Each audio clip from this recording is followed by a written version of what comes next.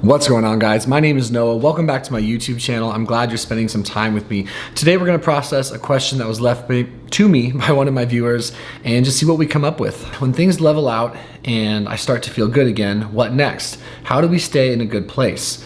I have depersonalization, but it's actually okay at the moment. It comes and goes like the passing of a headache. All of a sudden, it's there or gone. How do we keep up the good vibes? How do we keep up the good vibes? Let me turn this around on myself. In the past, I have done a couple things. One, when I felt really bad, I've held on really tight. Really tight to feeling bad. Perhaps some sort of strange attachment and or safety in the discomfort, not sure. But I've also done the same thing when I felt good. Oh no, is this shit gonna leave, and when is it gonna go, and how do I hold on to it? And I squeeze it all so tight that I'm not sure I'm ever in the moment. So one thing for me is to remember that all things are nonlinear, and I've really had this experience when it comes to mental health, and I'm going to have this experience or learn to apply this experience to being sober, is that there are going to be good times. I've already experienced that here in rehab. I'm in month 4. But there are also going to be very hard times. And what's really important for me and what I'm learning about myself and the work I'm doing with my counselors and then the day-to-day schedule is to remember that to keep up the good times, as you might say, I need to be incredibly consistent. But on top of being consistent, I have to be mindful, where the mindfulness comes in and plays a huge role. And I have every belief that it's going to play a very big role, as I come out of treatment, is that I'm doing things with intention and a purpose connected to an important why. So I'm not aimlessly behaving anymore, given the circumstance I'm in, given the things that I've been through and the things I need to look out for in the future.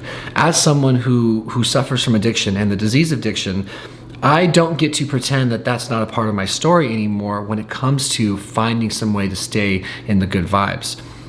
One thing that I'm going to have to come to terms with, that I am coming to terms with, and I'm hoping I've fully come to terms with, but it's a day-by-day process, is that there will be some things that are required of me if I want to maintain a good sense of well-being and stay on the current trajectory of contentment. And I use that word contentment in this new cool way, a very profound understanding of the word contentment, which is just my behaviors and my actions are congruent with who I think I am and who I want to be and who I believe my true self to be. So, consistency, in mindful consistency in your life and in my life, of course, I think it's going to play huge for allowing me to not squeeze onto the good times too tight, not take the hard times too personal, but ultimately feel good about myself and appreciate the person looking back at me in the mirror when I live my new, sober, and in recovery, mindful life. Something we'll have a chance to get into at a later video, and maybe many times, is where to put that consistency.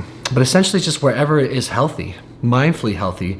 And the 4 dimensions of wellness is something that they've been really working hard with us to understand are bio, psycho, social, and spiritual. So I know for me, in the life I'm going to live and I want to live one day at a time, I have to make sure that I'm taking care of myself in all of those ways. So I implore you to do the same. I hope something I just said there makes sense to you. In the comments below though, guys, please, this is 100% a conversation. So tell me what you think of that question. What comes to mind for you? Do you agree with what I said? Do you disagree? How so? Get involved. I really want this to be a place that continues to harvest or foster good dialogue and good communication, respectful dialogue, stuff like that. So thank you for spending some time with me. Michael, I hope that offered you something. Know that you asking that question and allowing me to participate in this channel in this way definitely uplifted me, and it was very nice. It's fun and helpful for me to flesh out my thoughts and my feelings, mostly my thoughts here, as I go forward. And I like doing it on camera with you guys. It reaffirms things that I'm starting to understand about myself, and it also lends itself well to identifying areas I want to continue to work on and continue to grow. All right, thank you guys. Can't wait to see what you guys say in the comment section. Thank you again for all the people that provided me such wonderful content ideas as I sort of figure out what I'm doing with this channel, who I want to be, and how we should progress together as a team. So thank you for processing with me. We'll see you guys in the next video.